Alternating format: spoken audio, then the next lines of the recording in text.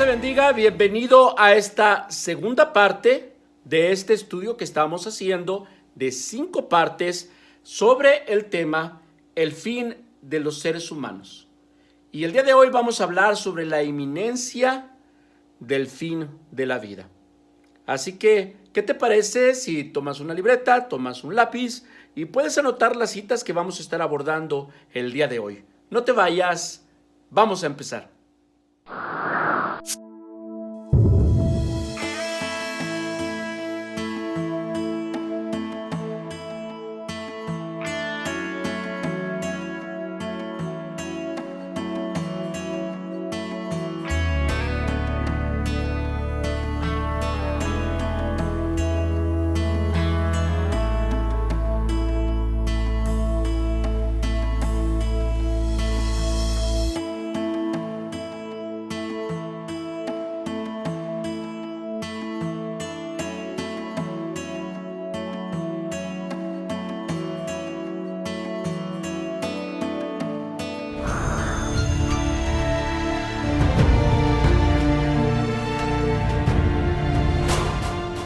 En la cita que acabamos de leer, Jesús mismo confirma que había un lugar conocido como el Seol, en el cual se localizaba tanto el seno de Abraham como el Hades. De hecho, Hades es la palabra en griego, pero que ambos estaban separados por una gran cima, cima con S. Cima con C refiere a una gran altura, pero cima con S refiere a un pozo muy profundo formado a partir de una fisura o una grieta sobre un terreno. Entonces, sobre un terreno hay un pozo muy profundo que hace la separación de un terreno hacia un lado y hacia otro. Y eso es lo que leemos en el Evangelio de Lucas, capítulo 16, versículo 19 al 31, que es lo que acabamos de leer. Para entrar de lleno al estudio de hoy, ¿qué te parece si leemos el consejo de la palabra de Dios también en el libro de Eclesiastés? Es sobre lo que estamos haciendo el estudio, capítulo 3, versículo 17. Dice la palabra del Señor en el nombre del Padre, del Hijo y del Espíritu Santo, así. Y dije yo en mi corazón, al justo y al impío juzgará Dios, porque allí hay un tiempo para todo lo que se quiere y para todo lo que se hace. El escritor del Eclesiastés, cientos de años antes del ministerio terrenal de Jesús, hace esta declaración de que hay un juicio de Dios para impíos y para justos. Y Jesús nos relata en el Evangelio de Lucas, Jesús mismo es el que está hablando y nos está diciendo que hubo 2 personajes, uno llamado Lázaro y otro solamente se identifica como el hombre rico. Y el hombre rico fue juzgado y llevado al lugar de tormento. Y Lázaro fue tomado por digno de ir al descanso, al paraíso o seno de Abraham. Abordamos este pasaje solamente para establecer que la eminencia del fin de la vida terrenal da inicio a una etapa eterna.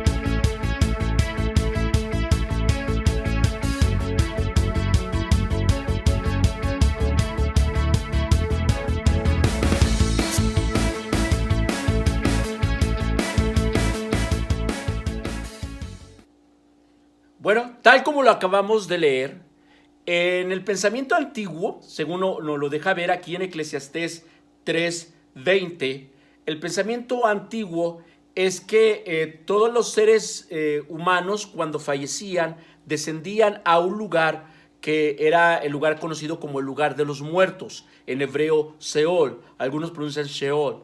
Y este lugar Seol o lugar de los muertos era un abismo profundo debajo de la tierra y le llamaban la morada de los muertos. La palabra griega que se utiliza para el mismo lugar es Hades.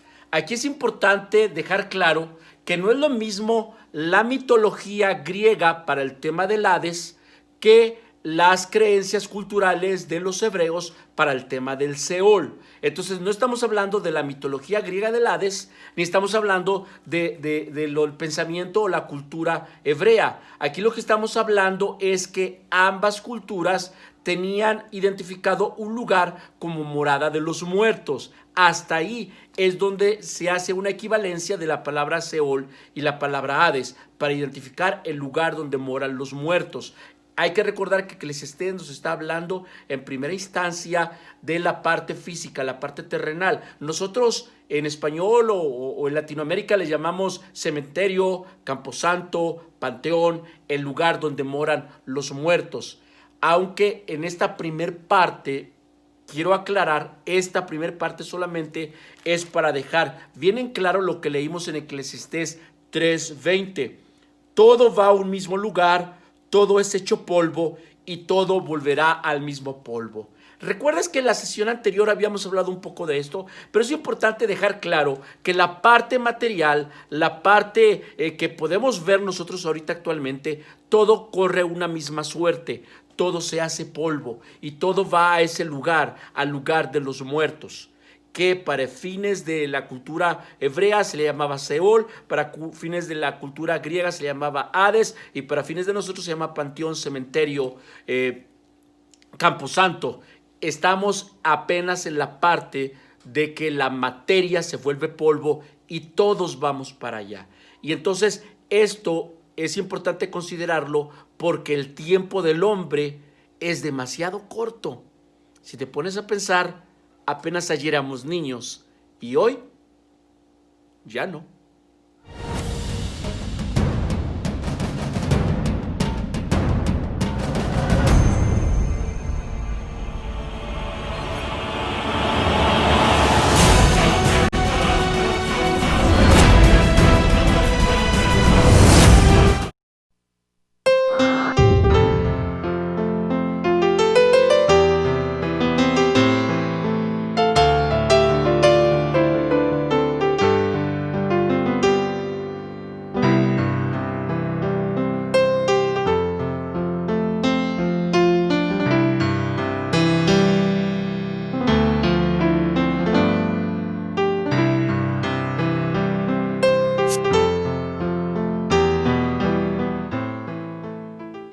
En el Salmo 103, versículo 15 al 16, se refuerza un poco más lo que ya habíamos abordado, pero es importante que reflexionemos más sobre este concepto, porque el Eclesiastés, el predicador, el escritor del Eclesiastés, entre más avanzaba en su vida y entre más llegaba a la vejez, más le quedaba claro la realidad de que este cuerpo material pronto se acaba.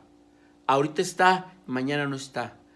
Ayer teníamos la fuerza y el vigor de la niñez, de la adolescencia, de la juventud.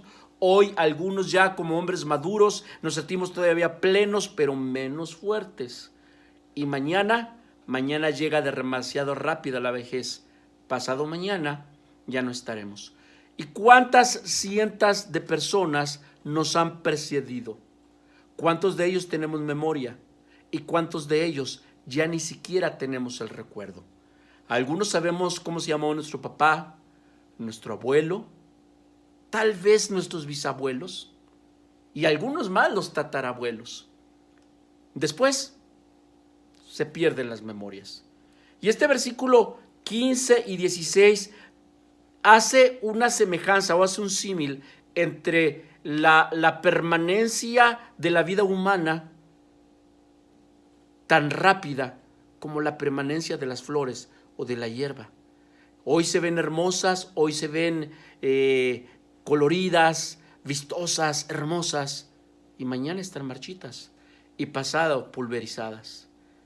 Y después ya no queda memoria de ellas.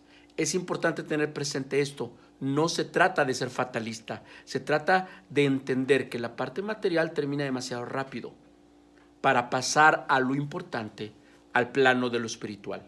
Porque la etapa eterna no empieza cuando fallecemos, cuando nos separamos de esta materialidad, cuando morimos. Ahí no empieza la eternidad. La eternidad empezó, como veíamos antes, desde el momento de la concepción, y la etapa más pequeña, más frágil, más instantánea es la etapa material. Y entonces, en la reflexión de hoy sobre la eminencia de la muerte sobre todos los seres vivos, es importante tenerla presente para saber qué estamos haciendo con este tiempo tan volátil y tan breve que nos toca vivir.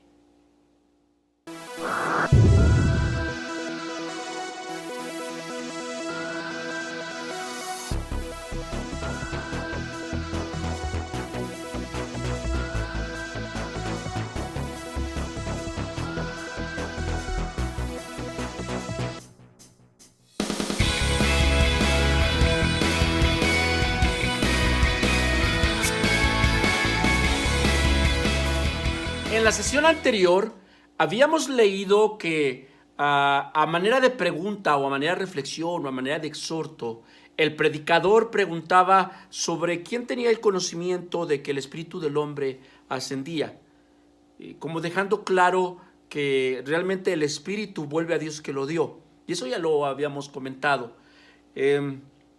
Y también queda claro que la parte material, esa parte se vuelve polvo. La parte donde queda la incertidumbre, y de eso vamos a hablar ahorita en esta sección, la incertidumbre que genera para toda la humanidad, ¿qué pasa ya después en la dimensión espiritual? Esa dimensión que trasciende a lo material, esa dimensión que va más allá de la experiencia de los que ahora somos seres vivos y que mañana ya no lo seremos. Esa experiencia que ya han experimentado los que nos precedieron, que ya no son seres vivos y ahorita están en el plano espiritual. Esa incertidumbre, ¿qué va a suceder? Y la cita que acabamos de leer en Daniel 12:2 nos deja claro de que muchos duermen y que muchos de ellos que están en el polvo de la tierra serán despertados, unos para vida eterna y otros para vergüenza y confusión perpetua. Y entonces la palabra de Dios nos da un poco más de luz. Esta cita tiene su correspondencia en lo que el apóstol Pablo nos enseña y nos dice que al toque de la final trompeta, los muertos en Cristo resucitarán primero y después los que hayamos quedado seremos transformados. Entonces la primera parte de este versículo 2 nos habla de la resurrección por el arrebatamiento de la iglesia que hace el Señor Jesús y que estamos muy pronto por experimentarlos. Pero después de tiempo vendrá la segunda parte, y la segunda parte de este versículo se presentará cuando sea el juicio a las naciones, el juicio del gran trono blanco, cuando todos estemos delante del Señor. Y el mismo Señor Jesús también habló en muchas ocasiones de este tema. Habló diciendo que iba a poner las ovejas de un lado y que iba a poner los cabritos de otro lado. Y decía que unos iban a ser pasados a vida eterna y otros a condenación permanente. Claro que Dios no quiere que nadie perezca. Dios no quiere que nadie se pierda, sino que Dios quiere que todos procedan al arrepentimiento, que recibamos a Jesús en nuestro corazón. Esta gran incertidumbre que en todas las culturas ha existido y cada cultura ha presentado su propia propuesta, pero esa propuesta está enfocada en satisfacer el deseo personal, el deseo de lo que yo quisiera que fuera, en lugar de sujetarse a la autoridad de la palabra de Dios. ¿Quién nos revela que esta es la verdad? El Espíritu Santo. Si tú le permites que te hable a tu corazón, Él te va a hablar. Dale una oportunidad. Oye, hijo mío, dice el Señor. Oye, hijo mío. Y el Señor Jesús, lo veíamos en la sesión anterior, también preguntaba, ¿crees esto? Deberíamos creerlo.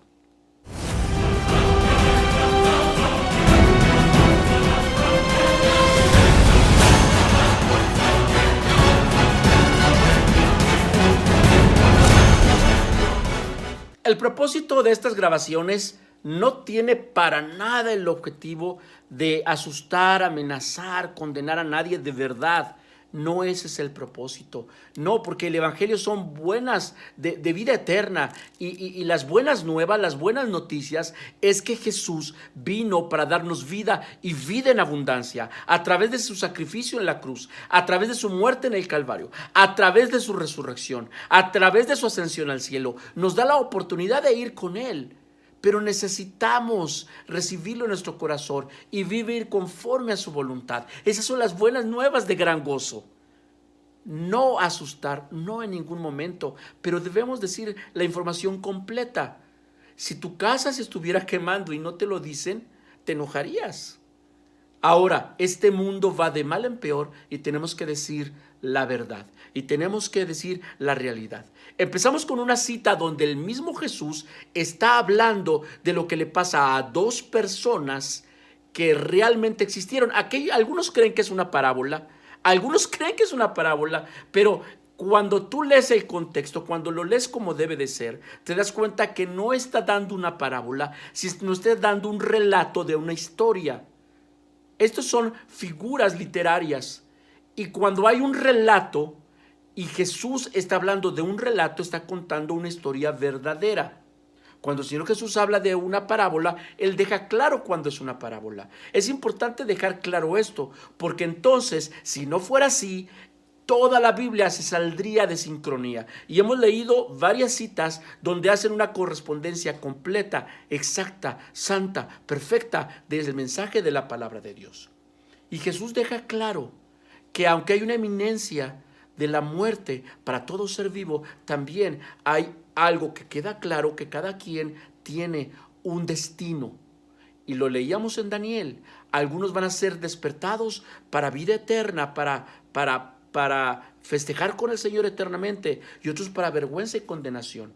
Lo leímos al inicio de esta sesión, donde Jesús nos relata de Lázaro y el rico, y dice claramente, nadie puede pasar de un lado al otro. Nadie puede pasar de un lado al otro. Hasta la época de la vida terrenal de Jesús, el paraíso o seno de Abraham se encontraban en el mismo lugar. Cuando Jesús muere y Él cumple con todo lo que tenía que cumplir un ser humano, dice la Biblia nos enseña que Jesús llevó cautiva la cautividad y el Señor fue a recoger a los que estaban en el seno de Abraham, en el paraíso, y los llevó al cielo. A partir de Jesús, el paraíso, el seno de Abraham, ya no está en las zonas de abajo, ahora está en el cielo por la victoria de Jesús en la cruz del Calvario. No es para estar contento, no es para estar alegre. Ahora, el mismo Jesús en Mateo 7, 13 y 14 nos dice, entrad por la puerta estrecha, porque ancha es la puerta y espacioso el camino que lleva a la perdición, y muchos son los que entran por ella. Porque estrecha es la puerta y angosto el camino que lleva a la vida, y pocos son los que la hallan. Jesús dijo, yo soy el camino, la verdad y la vida. Jesús dijo que Él es la puerta, Él es el camino. ¿Cómo podemos entrar a esa puerta que es estrecha? Estudiemos su santa palabra, creamos a su palabra, dejemos que la palabra nos transforme, vivamos en santidad, arrepintámonos de nuestra vida de pecado, busquemos siempre una relación con Él, una relación personal, una relación íntima, porque la Biblia dice claramente que hay un solo mediador entre Dios y los hombres. Tú y yo somos compañeros de esta tierra y podemos ayudarnos uno al otro, pero el único mediador para llegar al Padre y llegar a la vida eterna se llama Jesús. El camino posiblemente es estrecho, pero Él nos lleva en su diestra, Él nos lleva en su mano. Podemos cruzar por la puerta y por esa senda bajo el abrigo de la sombra del Omnipotente. Dios te bendiga.